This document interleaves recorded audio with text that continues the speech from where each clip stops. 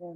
Aloha, I'm Veruschka with Gypsy Rose Chariot. I am a healing arts guide, and today I'm doing an interview from Amsterdam, the Netherlands, and I happen to have a recurring guest, one of my favorite energy medicine practitioners and people who is also an amazing flower translator. I met her on Facebook, and we got to meet last summer in Berkeley and have a little divine um, reunion of sorts. And just always loving my connection with Annemarie Minke. And she is an incredible, I call her a flower translator. I'm also involved with flower essences that help the vibrational body, but yet she has a different um, is a different channel of that the flower and plant world. So I'd like to invite and welcome Annemarie. Please introduce yourself and share with us what you are currently guided to do with your work. Hi, Veruschka. It's so great to connect with you again and to have met you in person that day in Berkeley, or 2 days, I think it was. Unexpected. Isn't that amazing? So yes, that introduction, I couldn't have said it any better, because the hardest thing is sometimes to say what you really do, especially when it's of a higher vibration. So I am a flower vibration integration translator. I like it.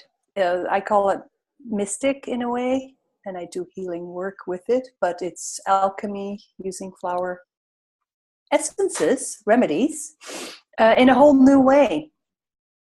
And it took me a few years to realize that the flower essences, which is a word that I had tremendous difficulties with at first, but it wasn't the word per se that I had difficulty with. I thought it was just not complete enough. Mm-hmm. So I work with flower essences as a tool to use their vibrations to transmit them the higher frequencies towards the soul, the evolving soul.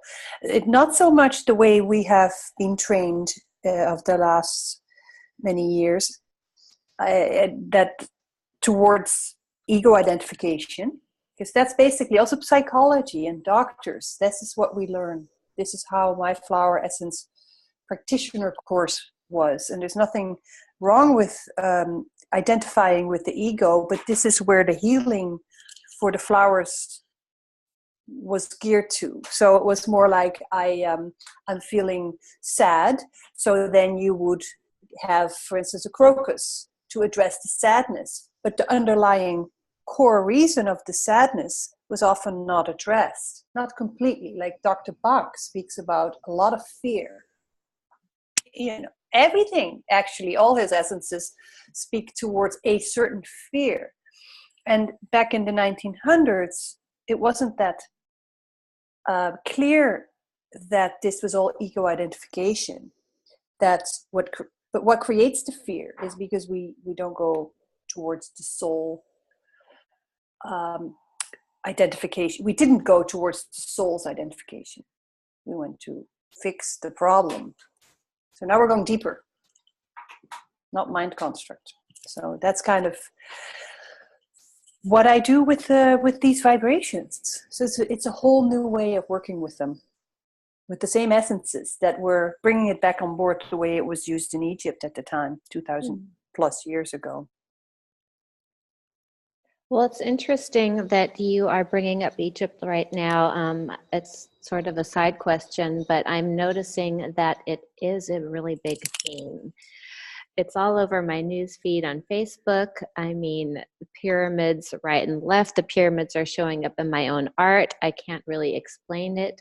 I actually have this amazing necklace of a snake, of a cobra, that my father gifted me, and he says it's 2,000 years before Christ is when what this necklace is from, and somehow it's in my possession. How do I own something that's that old even, and that's Right. so symbolic that it's what is on top of the queen's crown. So, and the first time actually that I was alerted to you, you were posting pictures of yourself in Egypt. So we definitely have this connection. Right. What can you share about that time being relevant right now, and what does it mean? Yes, well, it's a big story to add, but so Egypt for me was an extremely important journey to discover that what I already knew came on board there. I discovered in Egypt that everything, my knowledge about the plant kingdom, flower, specifically the flower communications on this higher and lower is a tough word to, so I should, to, it's not lower, it's not less, but anyway, the higher conscious came on board completely in Egypt, and our inner knowing comes from that we already know our wisdom rests within us. That's what Egypt was all about for me, where I went in 2014. So it's not even so long ago. And the ancient knowledge that's coming back on board completely in a modern way and merging with it, not walking away from it. I went to Egypt for the specific reason to anchor the energies for our new times, the more feminine energies that are not coming on board. They were always there. They were just almost dormant. We developed our male consciousness over the last 2,000 years. And the female part of us was ignored. And so by ourselves, for many good reasons as well, not just bad. And so now they're merging. We're bringing them together. And Egypt speaks to that. So Egypt speaks to you. And the ancient wisdom of the medicine of what you're talking about, the snake. Mm-hmm. So modern medicine, there's a whole different aspect to that as well. The modern symbolism of the medicine, what used to be, the ankh, I believe they call it. Anyway, the serpent, the symbol of the serpent the symbol of the serpent were two serpents crossing each other, the kundalini. When Right. you look at the pharmacies in where you are now in Holland and in Germany, they only have one serpent going. It's out of balance. Interesting. The signal of the sign, I shouldn't say signal, the sign of the serpent is only one. Yeah. And now Egypt is two. It's just the male dominant society took out one serpent. So we're bringing that back on board. Our feminine side is coming back. Yeah, you pay attention to these little details. It's all there. It's like it's all kind of taken away from us in a very subtle way. Medicine only looks at it from one perspective. There's nothing wrong with that, but now you need to merge it with what your heart knows. Mm-hmm. So this is kind of interesting how people are finding each other from across all across the globe these days, like us connecting Yes. on Facebook. And I'm noticing this feeling of team members. And what I'm noticing right now is that you have these zippers on your shirt, and my wonderful host here, he's a German man. He's wearing all these tops with these like triangular zippers, and I'm really into wearing tracksuits right now with my zippers. Looking for the signs, yeah. It's the first thing I noticed. So what can you share a little bit about how we are attracting our tribe or finding soul family? Yes. And also About my zippers. team yeah, via zippers. Yes. Well, I love that you bring that up too, because it's not about the zippers, but so I'm reminded that there's also the animal kingdoms with us as well. This is not just about flowers. So I have a little kitty cat here that was my big guide on how to use flowers. She taught me a lot about it. She died when I woke up that day, but she's with me, and this was like hanging on my zipper. So the team builders, yes, but yes. So I refer to it it's the same thing. What you're referring to, if I understand it well, is our unique gifts that we have are coming on board, and are so important, and we are not supposed to hide them anymore. Like being shy about our new found knowledge, but not being quite sure about it. Yet we're sharing it together and actually exploring and adding our little, let's say you're a grain of salt and I'm a grain of salt, and we're adding it to the big whole.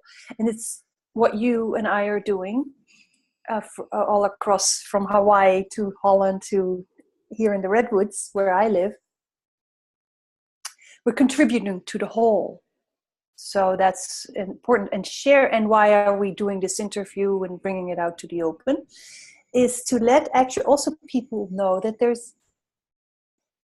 that we're exploring as well, that we're on a new path, finding out what works and what doesn't work, and how your experiences and my experiences and all contribute.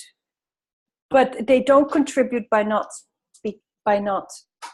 keeping them hidden, by not expressing your or my gifts or my qualities. So it's so important for everybody who will ever see this video to kind of remember that your contribution is extremely important in this new time. Don't hide it. And if you're afraid to share your knowledge because you're afraid of what other people think, well, I am afraid of that, have been going through that. I am always afraid of that a little bit too. But then get over it.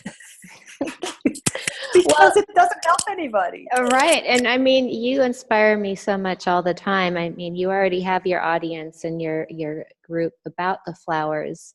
So if you already have, say, an audience that is expecting to hear messages from flowers, when and how are you pushing your own envelope where you're like, oh, I'm bringing out this information now, this is a little pushing my own boundaries? How is that showing up for you right now? And do you feel that fear? Yeah, no, I don't feel the fear as much. I feel the fear. Well, there's a lot of questions in that one question. So how does it feel? How do I approach the newness that's coming in? For me, it was extremely helpful to start a group. It was for myself that I did it. But to find out how I should move forward, I didn't know how to move forward. And I think right now this applies to many. We need to do our new thing, but we don't exactly know how. And the only way to find out how is to start trying out a few things. And at first I did it, using animals were my guides and my guidance and angels, tuning into my higher conscious. That's a big part of it, always needed. And then I started to join groups and speak up a little bit there. So it's baby steps, it's not like you need to do this and then I started to my own group. Actually, it was started for me, which I really like, because it's not about me taking the lead. A front runners doesn't mean you're taking the lead. It's just that you're pushed beyond your comfort zone ahead of everybody else. That's it. Nothing more. You don't think you're so special or I don't. But I don't think many front runners do feel that it's that they're ahead of everybody else, actually, because I constantly keep raising my vibration as well. And then to apply the second part of the question, I tune into the group right now that was created for me the month that before I left Omega Institute, where I was in New York a year and a half ago.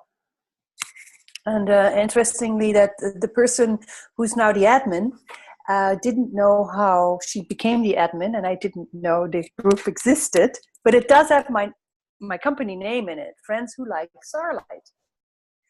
It's a closed group. Mm-hmm. And I didn't use it. I didn't know what to do with it. It had like 30 members of all people I knew. Anyway, mystery. We don't even know how to change the, like settings. the writings. Oh. But I do everybody gets to post on it who wishes. So I go in there and I tune in to the group. And this is how I strengthened my knowledge. Like, holy Moses, this applies to everybody. The collective. I tune into the collective. And then I get feedback from people saying they're going through the same thing. Interestingly, I got a lot of feedback on this in private messages. Some people don't like to say it out loud. And I sometimes say, well, why don't you put that out there? But it's not comfortable for a lot of people to even say, like, I'm going through this myself. So that's how it's not a big group, It's like 170 people right now. It seems to be growing, and I don't even notice it half the time where people are coming from, which is kind of cute. But it's not like I'm addressing like a huge audience. This is a slow process for me as well. And I get to feel what people are feeling and what this means. And also, I don't know if you've noticed that I'm also shifting into where I was taking the lead. I was telling people this is what's happening, and this was, as a healer, kind of like, this is what you should be doing, and this is what the flowers are saying. And now I'm kind of saying, well, it's not me. The flowers are speaking more of like, make the choice. How comfortable are you of choosing to speak from your own voice? Now that's very new. This using your own voice. And it's learning for me to learn to not interfere with your voice and say, no, it's not the way it is. This is the way it is. I do that all the time.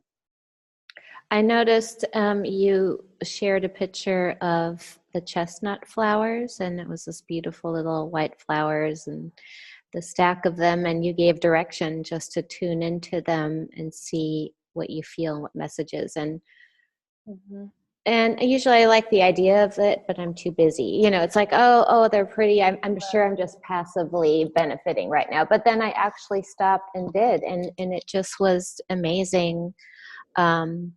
What I got from it, and it's a nonverbal place too, but just the symbolism and the feelings I received from it. So in a sense, that's part of your new guidance too, right? Yes, it's slowly showing people how easy it is within a minute to shift your energy from chestnut is about worry, from worrying about what the future will hold, for instance, because that's kind of easy, where people can recognize that, to stepping into the moment right there. And then connect to your higher selves, inward, not outer. Don't connect to the outer. That I will constantly, or the flowers constantly hammer on that. Your inner guidance will show you. There are people who go back to the past and are afraid that the past will repeat itself. There are people who go to the future. And me too, it's like we go to the future because we want to know where our lives are headed. My life is completely a new building block. I'm making the building steps. Yet I don't know how I'm going to pay the bill in a month. I don't. And it's just like when you tune into the chestnut, it's like, yes, it'll happen. I mean, I stop worrying. It stops the worry, and which creates fear. And that's where you have a mind ego-based identification, why things can't be the way they should be. While the white chestnut says the impossible becomes possible. So tuning into nature. And it doesn't have to be a flower. That's my tool that I give to you. It's not about trying to convince people to use flowers, but to bring awareness that if you get to know the messages of, for instance, a flower, your whole world will change. Now that's the Buddha who said that. And it does change. The Buddha, there is a quote from that, I think, in one of Eckhart Tolle's books. If you recognize the energy in a flower, your whole world changes. This one time, when I first got to Hawaii, I was taking close-up pictures of all the beautiful flowers on my walk. Just on one block, I just went into worlds. And then I got home, and the first thing on my news feed was this incredible plumeria, and someone had written, "Flowers are the antenna of God.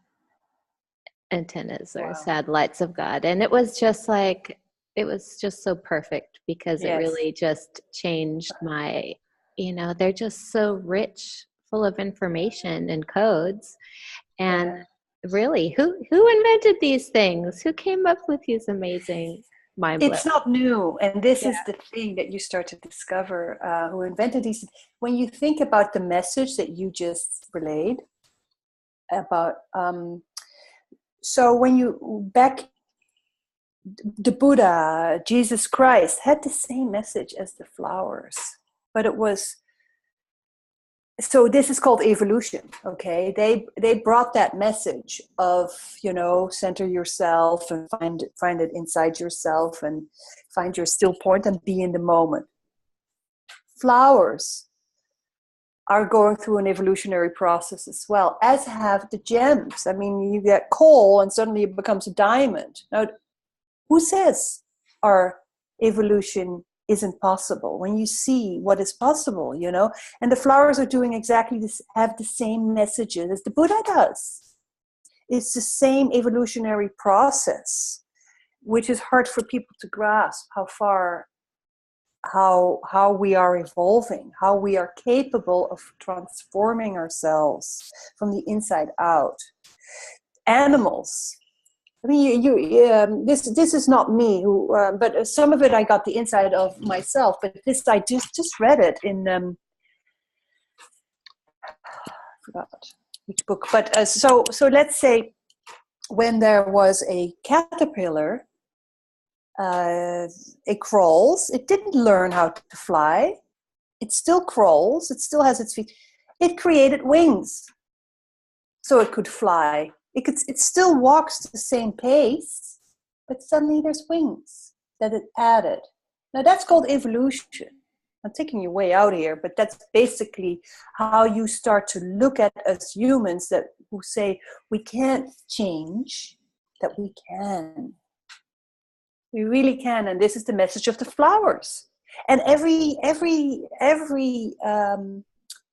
how do you call them? The Buddha and Jesus, and they all refer to the flower. Every big awakening comes with looking at a flower. Eckhart Tolle's first book, or third book, A New Earth, his first chapter is completely about the flowers. A New Earth starts with flowers. Wow. Flower was my first word. Flowy. You are a flower. Yeah, flowy. It's so funny. You are flowering. The last time I was in Amsterdam, we found this coffee shop, cafe that was called Coffee and Art, and I just loved the name Coffee and Art. And I even brought the business card back and had it on my desk because I just loved it. Guess what? Today, knowing we had our interview, I look across the street and there is a shop called Flowers and Art. So it's my upgrade. It's my upgrade on this trip. Yes. So I'd love to ask you, the last time we spoke was a year and a half ago, where you had sold everything. You had just buried your cat that day, and you were leaving New York to go cross country in your little mobile home, I think, for lack of a better word. And so now you've relocated in the gorgeous redwood forests of Northern California, where I actually lived for 2 years. I left there in 2012. So I do have a first-hand experience of what the vibe is like there for you, and I have such reverence and connection to that area as well. But could you share what has evolved for you in your work since Yes. leaving the East Coast, and what is happening for you as a channel of this work? Totally. And I think it's a very important, it's more than an important question. It's more like the journey that I took in my little home, my little trailer of 16 feet. I think many of us are going through this as we speak. Many people are changing their lives and finding that whatever the world they were living it's time to move on, and so many are not doing it because it's also scary to do. And so it wasn't like, oh, let's just sell everything and move into the trailer and go. I was pushed a bit by my higher conscious to do it, but it was a very liberating feeling, but also extremely scary. So when I didn't realize it. It was just the steps I took. So, and still it's ongoing, and I'm finally not so scared anymore. It might sound, I think I make it sound easy, but it wasn't. And I even ended up in the hospital on my way. I don't know if you know that, but I left New York and I had all these the trip itself, very interesting. I had all these little stops at friends, or I went to a little ashram in Colorado, which was great. And then I had my last stop in Idaho at a friend's. And when I left her house, and I headed for the redwoods, but I didn't quite know where the redwoods were. And I mean, on a map, but I couldn't. And I was headed for my new life, and I was all excited. But the distractions I put in place prior were just distractions. I only saw that later on. Like, oh, I was going on a road trip. And I told people that it's just a road trip. Didn't even want to admit to myself that this was my life change. And there were distractions of visiting people's homes. And then when I left Idaho, my right side started to, well, later on it was the right side, but my left side started to hurt. And I, 2 days into it, my knee hurt so bad I couldn't walk. I went to the ER, lost a test. They couldn't find anything. I kept driving for 2 weeks. It was an agonizing, really painful experience. Because it was just like I couldn't, and that's when I realized I couldn't go back. Then it hit me. My friends were like, we'll come and get you in Nevada. I was in a hospital in Nevada in the desert. And again, in Colorado, actually, when I arrived there. But so this is what people are experiencing right now a little bit as well. When you make the step, the fun is only starting, and it's still scary. And so I'd forgotten my higher self, was completely mind, like, how am I going to get through this? And I can't go back. And I realized I didn't want to go back, which was great. But I also saw that I hadn't let go of the past. My leg was completely dragging half of New York with me. All that old stuff. And it took about 6 months to well, first I anchored myself in the redwoods when I finally got there. But when I got there, it was also not at all what I had expected. Not at all. And it was raining. And I lost hope. I completely felt so sorry for myself. I ended up in Shelter Cove on a rock, crying like a baby. Here I am, and I don't know where to go. And I had $500 left in my bank account after all these doctors. And having bought a trailer and a truck, it was just like, it was big. I had another kitty cat with me who kept me supported me. And so I heard a little voice say, why don't you anchor yourself and check where, center yourself, which is what I preach and teach. Completely forgot about it for 2 weeks. And the next day, I'd sent out some applications of going to a redwood park. But when I saw these parks, they were like, well, nobody lives in the redwoods, which was a complete shock to me. Mm-hmm. You know, to find out that you've left everything behind and where you're going to live doesn't exist. You know, that's Mm-hmm. where many people are today. What I want to create doesn't exist. So how am I going to do this? That's where I was like, holy Moses, what did I do? And I created it. So I went at Omega. I had spoken to a few people who had told me about camp hosting in parks. Well, I had a trailer, and I wanted to live in the redwoods, and I looked up a few parks in the redwoods, and it was all no, no, no, no, no. And then the day I sat on that Rock and Shelter Cove, which is not in the redwoods but outside on the outskirts, the phone rang right after I anchored myself and asked to become part of California, that this is my home. I knew that. So there was that feeling. And I anchored myself, and the phone rang about an hour later, and one of the parks who had told me, no, there's no space for you here, said, your trailer is so small, there's a little spot at Humboldt Redwood State Park where they could use your help, and your trailer fits. And so I didn't dare go because I couldn't walk. I wasn't able to walk. And so that it was like a mist. That whole arrival in California was a mist. And I waited, and I was like, well, you could sit here as long as you want. That knee's not getting any better.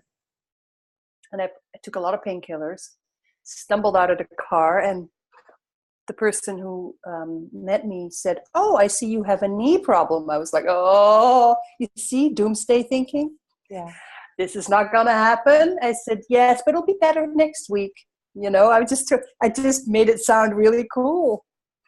And she says, well, it doesn't look like you can be a camp host, but we could give you a chair and you can work in the visitor center. So in exchange for living in the redwoods, I donate about 6 hours of my time to the park a week. And I live in the redwoods in my park, in this park, in 2 different parks now. Mm-hmm. That's how, so the impossible became possible. That's right. Absolutely. But it's amazing how it happens. And if you think this out with your brain, you will not be able to achieve it. Yeah, and I just want to commend you, to make big life changes after a certain age. It's not for the faint of heart, with no guarantees, the unknown. I have done that a lot in my life, not necessarily by choice, but lived in places for a considerable amount of time and then making really big changes. So there's a practice, and it's not like I'm getting better at it, but I happen to be in a position right now where I'm taking a big step and experiencing Europe again, Northern Europe, where I grew up in Germany, and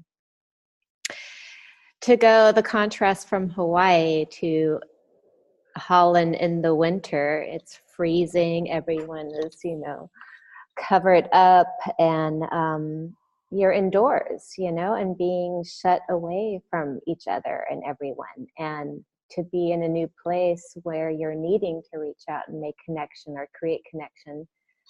And I'm not really here for a reason. I'm in the unknown, and just feeling the fear. And like you're saying, it's scary. And yet at the same time, I can't really say it's fear, because it's only the ego that tries to keep itself safe by, not wanting to repeat the past or looking for all the pitfalls, because it just wants to be safe. And yet I can't, if I really look at it, I can't really say it's fear. It really is like just being at the edge of the cliff and looking into the unknown, that the ego just can't put a grasp on it. So I've been trying to reframe, well, it's not really fear, and it's not, of course, there is a natural addition of worry, and yet I don't feel an impulse to go and create something. So there's just this leaning and message on the inside to really find, like you're saying, the anchor down. For me, it's like, I need to make myself strong, and I can only find that on the inside. No one on the outside right now is going to make me strong. And yeah. yeah. Well, yeah, I'm sorry. Am I Oh, go I ahead. understand what you're saying, because I wanted to kind of tie into what you were saying about the fear. It's true. It's not fear. It's more uncertainty, right? It's an uncertainty, and it's that again. So it ties into a newness, and so it's something you recognize, but there's a newness in making choices for yourself, where you've also mentioned that you were often had to make choices by force. This sounds like it's a choice because you wanted to. So you made the choice, but it's new. The way you made you or me, I made the choice. So this is my personal experience as well, and I'm seeing it as a collective. We're making our own choices, and it feels new, and we get scared. Not scared. We are tempted. It's true. It's not fear. We're tempted to go back to the old familiar way, but it doesn't exist anymore. And so that's kind of actually where a palm tree comes in. Really, like the support is there. If you don't look at it as going back to the old, which you've already done, and why is it not there anymore? Because you've already learned it. You've already tried it. Why do you go back to it? It doesn't exist anymore, okay? The world has gone through an evolutionary process. Very important to understand. That's the big part of it. It's beyond our human comprehension right now. So we're talking about a few aspects here, not just flowers. So to go back to the old that doesn't exist anymore is where we used to feel secure. And we're not feeling secure there anymore because it's gone. And now, so that's the newness. Now, the newness isn't all that new. You go back to Egypt, you'll start to, tune into those pyramids. They will bring out the truth. Many people run out of them because it's so confronting with the truth.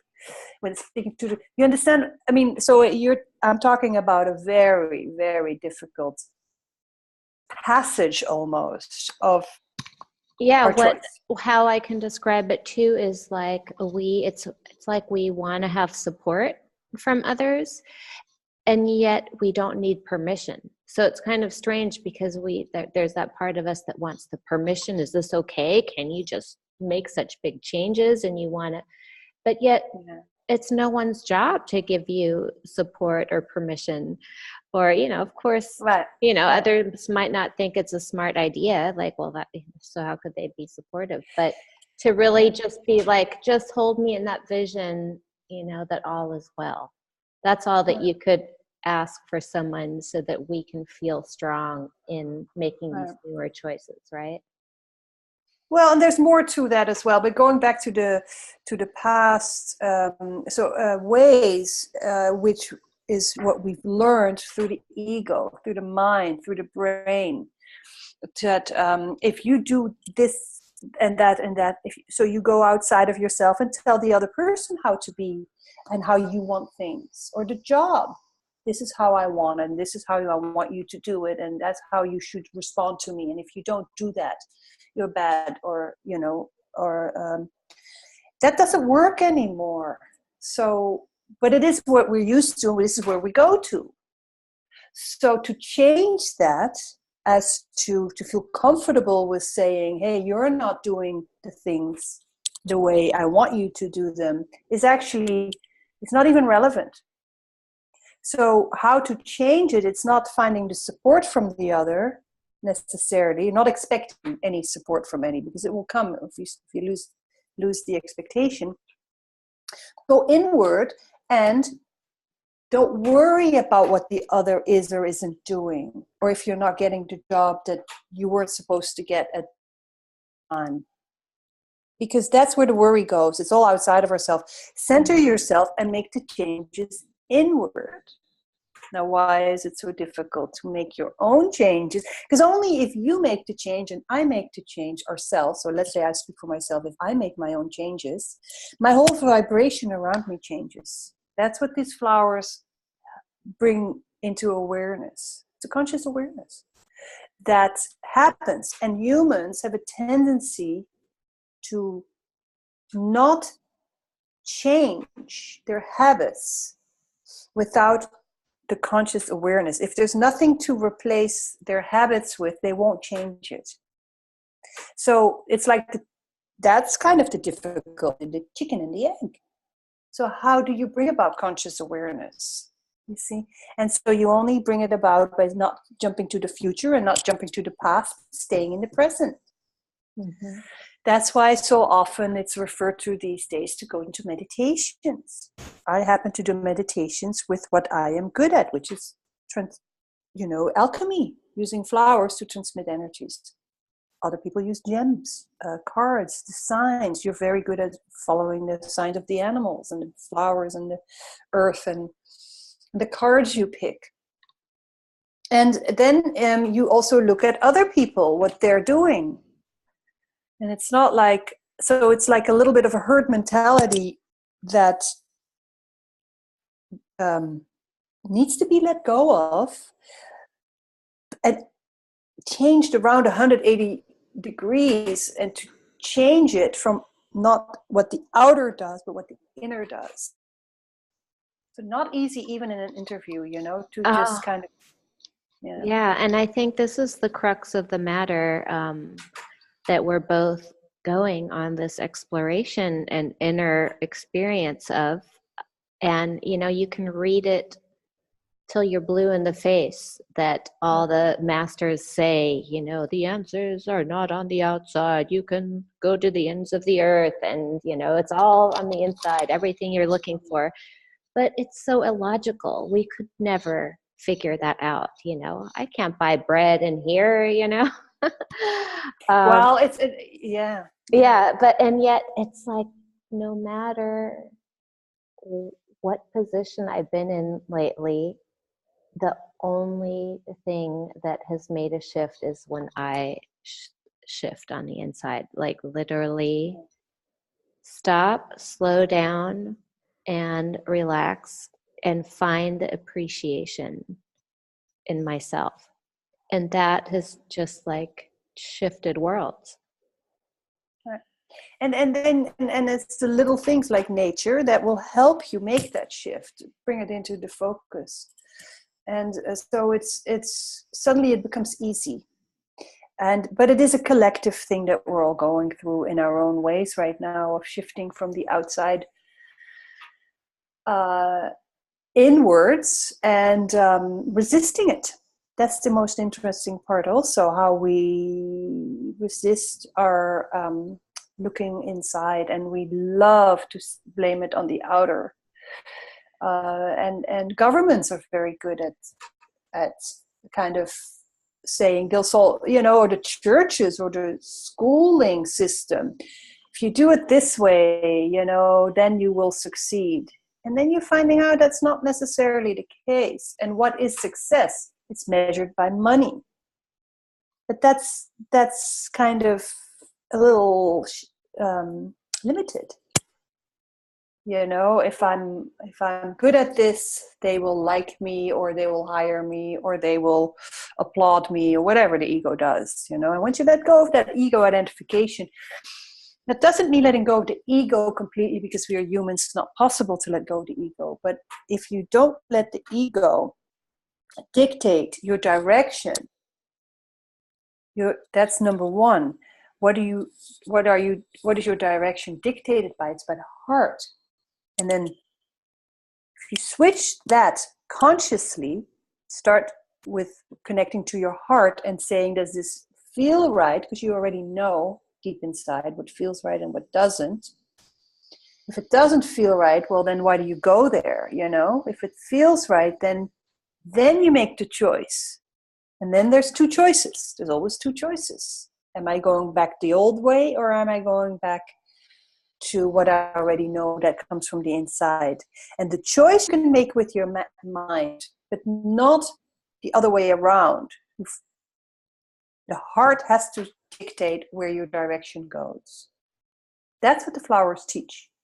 Follow the heart. And then the mind makes the choice, and the choice is a commitment. The choice is taking a stance.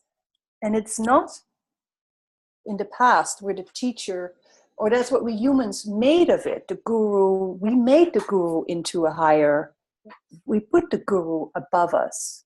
Mm-hmm. And it's not what a true guru does. It's equal, but we look up to, like, tell me what to do. Mm-hmm. So the new teachings that you and I are actually talking about, I'm not here to tell you what to do. We are here to awaken what you already know. Big difference. Mm-hmm. And the right books will not try to tell you how to change things. They will start to bring you inward. None of this is me telling you that it needs that. What needs to change? The only thing that needs to change is connecting to the heart. And then the flowers, also I have a gift, of finding out why you are afraid or why I am worried. They tell me, like, you're worried about the future or you're afraid of the past. Flowers will know that. I can translate that and transmute that within a minute.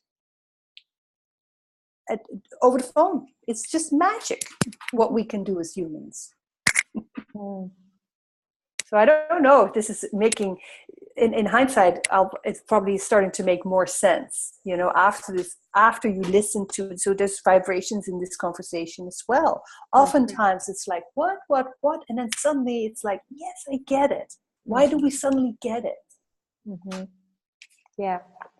Yeah, so similar to what you've been saying about that, this work right now is bypassing just working with the psyche. And, I call my work with the tapping and guiding people with their emotional stories. I call it psycho-spiritual work because I just love that it bridges the psychological with our spiritual, And yet I feel like it's more and more, that's just busyness. Like it's just more about connecting to that unlimited power that of the soul, like that we are needing shortcuts because we're so ready. We're just so ready for our souls to come through, right? We're so ready, and we're so creating blocks. Yeah. And I know why also more and more, which I didn't understand about a year ago on my journey. I'm only discovering also as I go, that these blocks sometimes need to happen in order for us to understand what we don't want. We can only, as a human, become conscious aware when we know what we don't want. And how do we find out what we don't want? It's not by avoiding to experience it. We have to experience it. That dark side, etc. It's not so dark. It's bring it on board. If you shine a light on the dark side, it becomes light. So it can't exist in the dark. But if you walk away from the emotion of uncertainty, in this case, then because that's what I think people are going through collectively right now, is a huge uncertainty. Mm-hmm. If we walk away from this sensation, from the emotion, it won't resolve. So why don't we just try out why we are feeling so uncertain, and then discover that this uncertain feeling is more about our dependency on an outer source, and the outer has never provided for us. We've been led to believe that that's the case, that we are provided for by the government, by the school, by the bank, by the church. Mm-hmm. And that's the uncertainty. So, because it's the outer. Mm-hmm. This is very important. The inner is where you will find that you are provided for if you go inward. you will always be provided for. But if you believe in the outer, last 2,000 years, this is what we have learned from the institutions. Yes, and and it's being reinforced every day that we are conditioned in a way to be constantly in that tug of war within ourselves, because we're like, well, that's not supposed to be, and it just is so isolating. And yeah, what you're saying to our resistance because of our uncertainty, I'm noticing that there's a lot of protection, that need to protect and self-protect. And that's why, people are really feeling like they're wanting to break out and wear their insides on their outside. And you're seeing it happen more and more, where people are just like, I'm just so tired of hiding, or AKA protecting the real me. And it's such an exciting time in a way, because it's almost like a breath of fresh air that people are finally being more real. Absolutely. Because everyone can understand them. Like, well, we recognize truth. Everybody, well, you're saying everybody, but there's a whole, this is where the people you and I attract. So you are supported by your environment. That's what your vibration attracts. But there are many people who have, if you watch the news, or which I haven't for a while, but just only imagine, I can feel it oozing once in a while.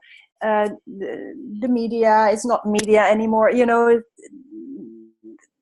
It's all naysayers. So with our evolving higher selves, also we live in a dual world.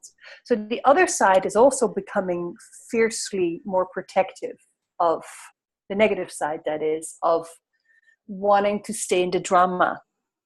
And I experience it within myself as well. I get very easily pulled back, or I'm more aware of it each day, that how easy it is, that if the more I raise my vibration, the more people come to me with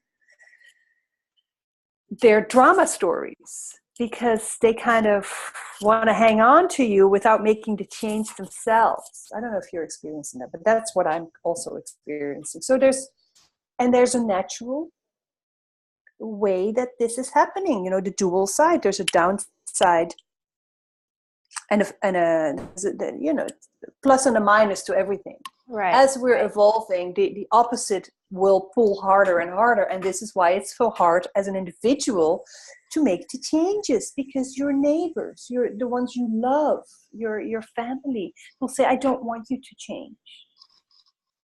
Because if you do, it means I have to change too, because that's really what it is, Yeah, the discomfort. Yes. I wanted to share a bit on this topic that we're talking about the inner change, and focusing on the inner appreciation, and the things that the risks that we are taking, in the ways that we are strengthening our own heart and heart choices and heart courage. And I happened to find this in my Mother Peace tarot deck, and it's a poem by Starhawk. Right. Right. Nice. It's brief, but it's very apropos. So I can't wait to hear it. It's called Charge of the Star Goddess. I, who am the beauty of the green earth, and the white moon among the stars, and the mysteries of the waters, I call upon your soul to arise and come on unto me. For I am the soul of nature that gives life to the universe. From me all things proceed, and unto me they must return. Let my worship be in the heart that rejoices. For behold, all acts of love and pleasures are my rituals. Let there be beauty and strength, power and compassion, honor and humility, mirth and reverence within you. And you who seek to know me, know that your seeking and yearning will avail you not, unless you know the mystery. For if that which you seek you find not within yourself, you will never find it without. For behold, I have been with you from the beginning, and I am that which is attained at the end of desire. Wow. It's a lot. Let that sink in. Yes, you said it's a short little poem, but it's like I'm glad I'm going to be able to hear this again. I hope in the interview itself, because it's yes. And guess what this does? It's to me at least, this poem brings a very positive outlook and so our inner conflicts, right? It's like there's a positive side to our inner conflict, and so we might as well take that route. And so the interactions become more peaceful. That's how it feels. Mm-hmm. What you like, interacting from within, everything becomes more peaceful. Because I centered myself inward when you started to read. Yeah. So we don't have to worry so much what somebody else does. Ooh, very much also a snowdrop. And this together, what you did, and I just felt the snowdrop coming in, which is very angelic in feel and white energy. There's an openness that comes in, and suddenly everything starts to flow. Yeah, and so there's this encouragement that's coming from into our field. Encouragement from different places, from you, from me, from our environment. We don't need to have all the answers right away. It'll be shown as you go. Yeah. Do you feel like that there is a nice internal remedy you can think about if people are having the stress and pressure about making the right decision? Is there something that you could recommend that they think of that flower or that tree? Yeah, I think so. Yeah, I've got it right. I mean, I was wondering why this mimosa would come up. Mm-hmm. So the right decision. Well, there is no right decision. It's already perfect, okay? Everything's already perfect. So let's do a little meditation in a way, like bring in this energy into this. For anybody who watches it this far, everything is already perfect. So we're striving to be perfect, and that's not possible with the mind. We are already perfect. And including our shadow sides makes us complete. So incorporating the mimosa, the yellow mimosa, gives an extreme centering feel,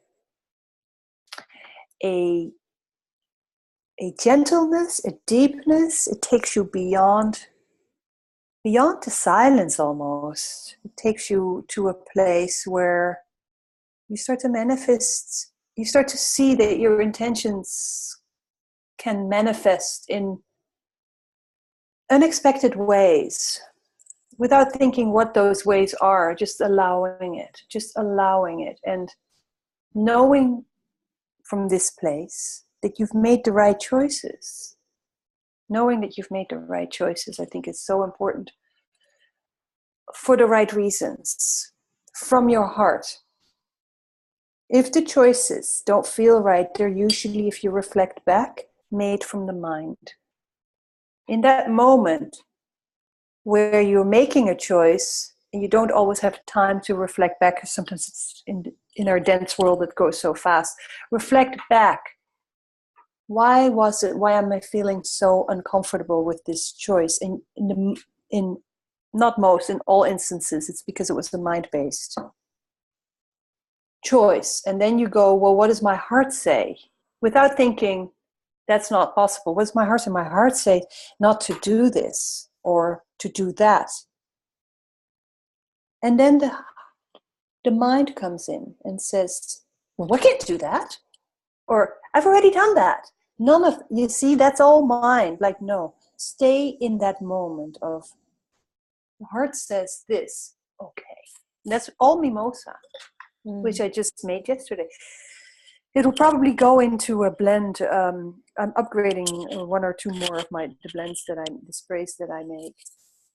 But follow your pattern and see where it leads astray, or where it says you're not being true to your heart, or you are this is true to your heart, and it could be Timbuktu that you need to fly to. Mm-hmm. You know, nothing that's impossible will be presented. That I have learned during this year and a half since leaving New York. I already knew that, but it was confirmed over and over and over. Every day I get miracles. Mm-hmm. Mm-hmm.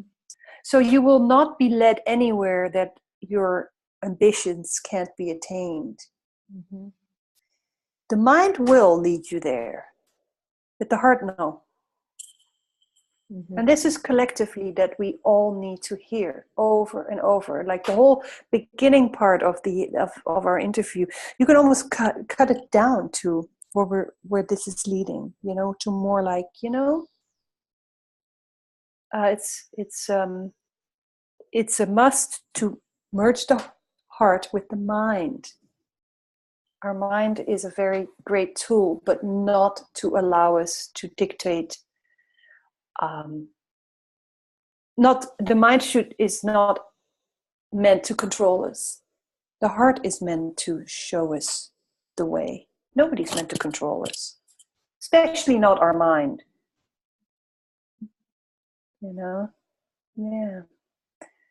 Nice. Well, I am so glad that you brought this in this direction, because I didn't know where I'm shooting right from, like, what I'm feeling.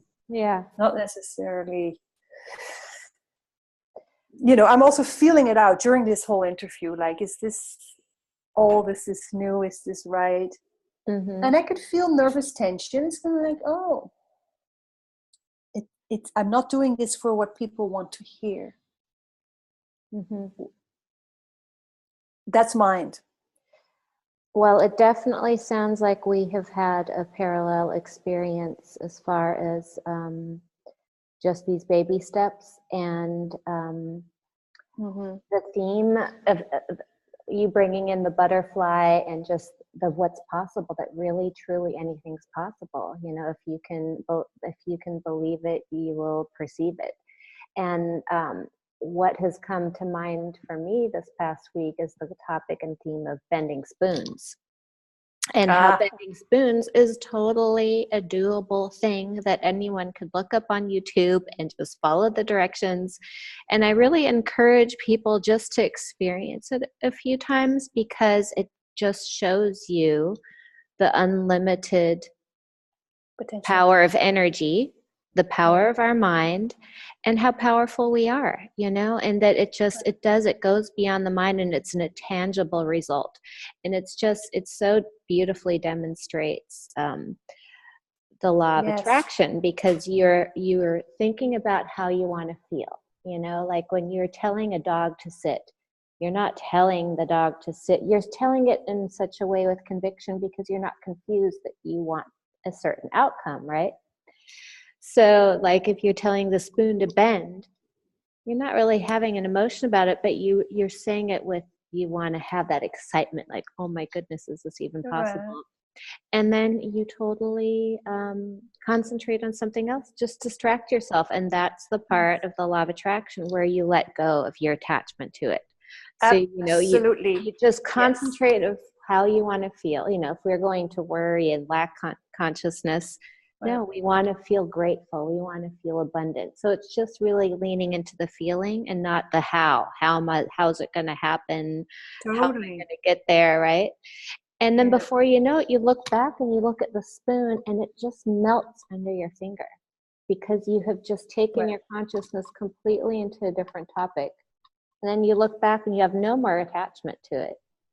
So it's just absolutely an exercise. And I did it last week, and my friend, I was with a group of 20-year-old young men, which was interesting that they were all, oh, okay. And one guy, he just went into it so wholeheartedly and from such a sincere place that he ended up reaching out and he just bent all of our spoons all in one go. because the others couldn't do it. And he was in just You the let go. snowing. And it just, yeah. And it was such a beautiful demonstration. So for whatever it's worth. No, Putting it absolutely. in And the it mix. actually sums it all up. And it's, it's trusting. It's taking you beyond the belief. And then detaching is the next. And then what the focus has been from our mind is actually manifesting. But I say no to manifesting. I'm like, just focus on the intent, okay? Don't worry about the manifestation. That's what you're talking about. Detaching from the outcome.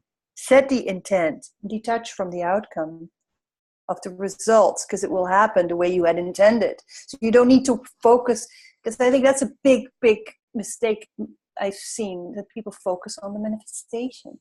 And then you skip, then nothing happens, because manifesting is not in, you forgot to set the intent. That was my trip too. It's kind of like, hey, I'm going there. So I was manifesting, but I hadn't set a proper, pure intent. Without the intent, nothing will manifest. Oh, That's your story. yeah, beautiful. But that's your story about, that's actually the spoon. Yeah. This man who just got like, thought form follows intent. Thought form doesn't, well, maybe it follows manifestation. Why does nothing happen except doomsday, you know? Because thought form follows intent from the heart. Yeah, and we have to keep emotional hygiene from what we're putting in the news, because then it does interfere with your pure intent. Right. It's a choice. This is where we have our choice. So I've found that following my higher conscious, I don't have much to say in my life, but it's just a different way of having something to say. It's a choice. It's a choice to, if I choose to be drawn back into the denser drama world, I have nothing, then it's not what my intent is. So if you go back to what your intention is, and things don't work out the way you want them to, it's because you've made the choice to raise the bar for yourself.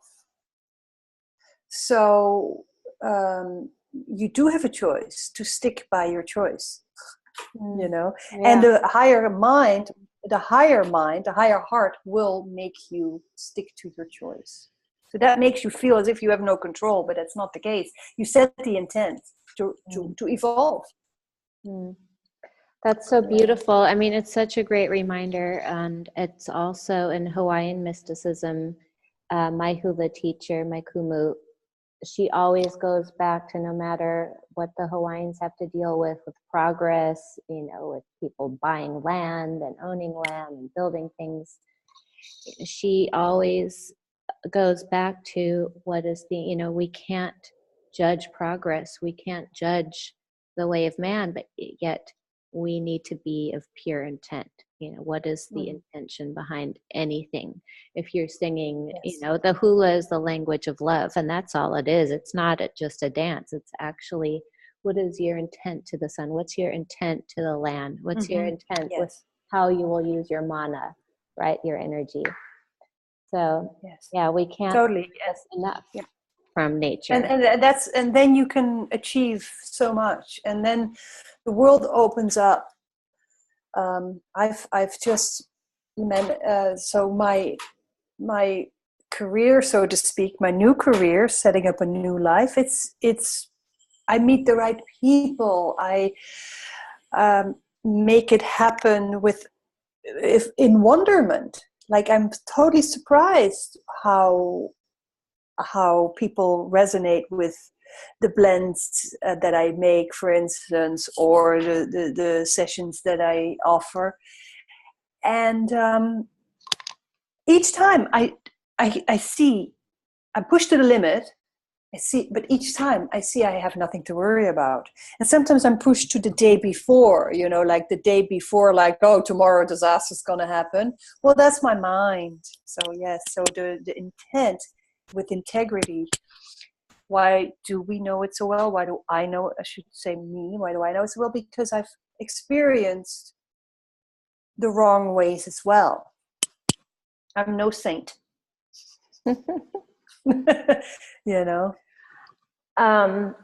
Yeah, well, that's the thing, is coming into that compassion for ourselves, right?